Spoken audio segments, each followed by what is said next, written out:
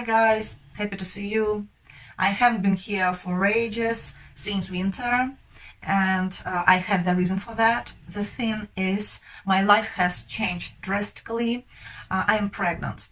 So I'm on the 8th month of my pregnancy, and it was so shocking news for me. I was so surprised and lost that I was just lying on my bed, watching stupid videos and trying to take this information, to take in this information, and to cope with my emotions and new physical condition, because I didn't plan it at all. I wasn't ready for that, but now by now I took this and ready to continue my self-talks, to continue English learning, because it's my goal to develop speaking skills, because I have a lack of speaking experience in my life, and now I have found inner energy, power, wish and health to continue. So I hope in the nearest future, even after my childbirth, I will have time to make new videos and to continue my English learning. As you may guess, I'm gonna talk about pregnancy today, about my fears, my fears and unrealistic expectations. I watched an interesting video today, TED Talk presentation. I really love TED Talks presentations because of good English, good vocabulary to memorize, and excellent pronunciation, and exciting topics that worth discussing. So today's my self-talk is based on TED Talk given by Alexandra Sachs, who is speaking about being a mother and problems about being a mother. So she's a reproductive psychiatrist. I hope I pronounced it correctly. So let's go. So you will see some new phrases from this presentation, from this TED Talk, some new words about motherhood. Alexandra is speaking about the transition to motherhood, the process of transition. I absolutely agree with her that to be a woman doesn't mean to be a mother. It's a long process. It is often in attendance with postpartum depression. Mother doesn't become a mother when her first child is born.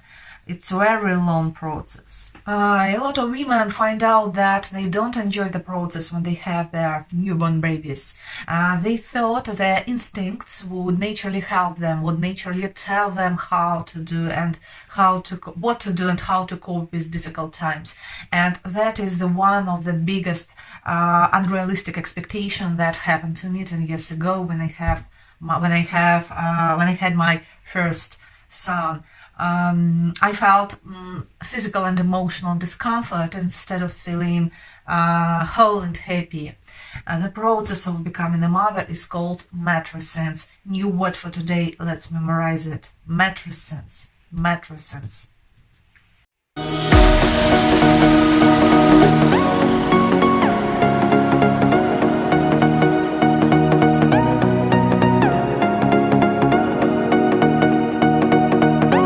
Doctors don't educate people, they don't educate us. It's been confused with postpartum depression.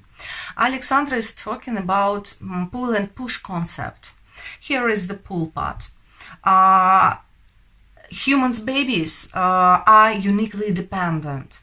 They can't walk themselves, so they can't feed themselves, and they are hard to take care of. So evolution has helped us out with hormone oxytocin. You know, I guess you know this. Oxytocin, it's released about childbirth and also during skin-to-skin touch. So even if you didn't give a birth to a baby, it releases. Surprising fact, isn't it? Even if you didn't give up a birth, didn't give up. Even if you didn't give a birth to a baby, it also releases.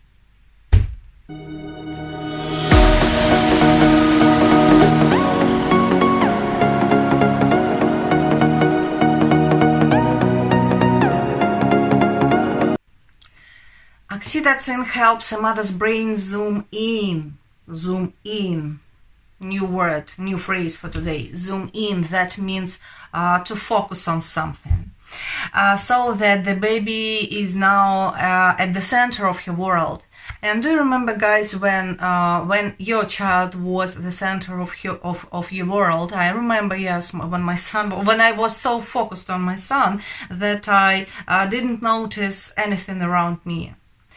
But at the same time, a mother's brain is pushing away, because she remembers that there are a lot of other parts of your identity, her job, her hobby, her friends, her intellectual and spiritual life, what's very important. Not to mention physical needs, to go to sleep, to sleep, to eat, to meet with her friends, to go to the bathroom alone. To go to the bathroom alone, it's so important. I remember when having a shower alone without my baby, it was like a present for me. It's like a party. So her brain is pushing away this reality because all of these factors.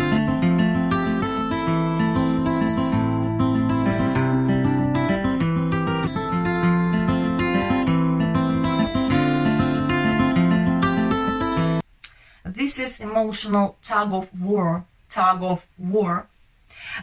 If women understood the natural progression of matricins, if they knew that ambivalence was normal, they would less feel alone, and they would less stigmatized. New word, stigmatized, tug of war, and ambivalence. Unfortunately, during my first pregnancy, I didn't know anything about this notion, matricins. Yes, I heard about depression, postpartum depression, but nothing about matricins. I didn't know that it was normal to feel like that. So I felt so depressed and discouraged by motherhood.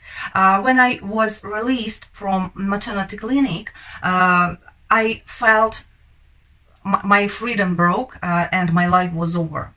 I tried to do all my habitual stuff, domestic chores, but couldn't focus on them because, as you know, my brain zoomed in. So literally everything fell out of my hands. I was crying a lot, feeling alone and misunderstood, and no one told me that that was normal. So when a baby is born, so is a mother, each unsteady in their own way, unsteady. Matricins is profound, and it's not accepted to speak about the psychology of motherhood. Even among unexperienced mothers, it's a rare thing. They usually tend to speak about how happy they are, putting on Instagram the photos of their smiling and happy babies, their fit and slim bodies right after the childbirth, that you could hardly believe that these mothers exist. It's unbelievable. It's unimaginable. So you begin to think about yourself as a wrong mother. Unfortunately, very few people speak about real problems and failures they face on a daily basis during their motherhood. Instagram mothers who are always happy create unrealistic pictures of motherhood for those who are just planning their first babies, and I'm convinced it's not right. Women have to highlight issues, highlight problems in order to get future mothers ready for these hard times, for these obstacles they will face, they will come across. If they dare to. Taking all this into consideration, I'll try to show all my obstacles I will face, I will come across next month. So I will show the truth about my mattresses this period of time. I hope I will find free time to create new videos about my life and show how I cope with my failures, cope with my fears. For example, my fear is the loss of my job, my free time, my money, my free money, and what's utterly important for me, free time for learning English, as I want to speak naturally. I've been learning English for many years, and I'm trying very hard to speak easily, spontaneous. So that is my fears. These are my fears for today.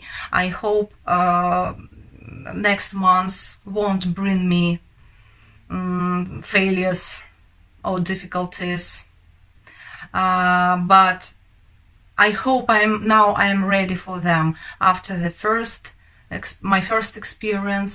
Now I am ready. I am more ready for this time as before.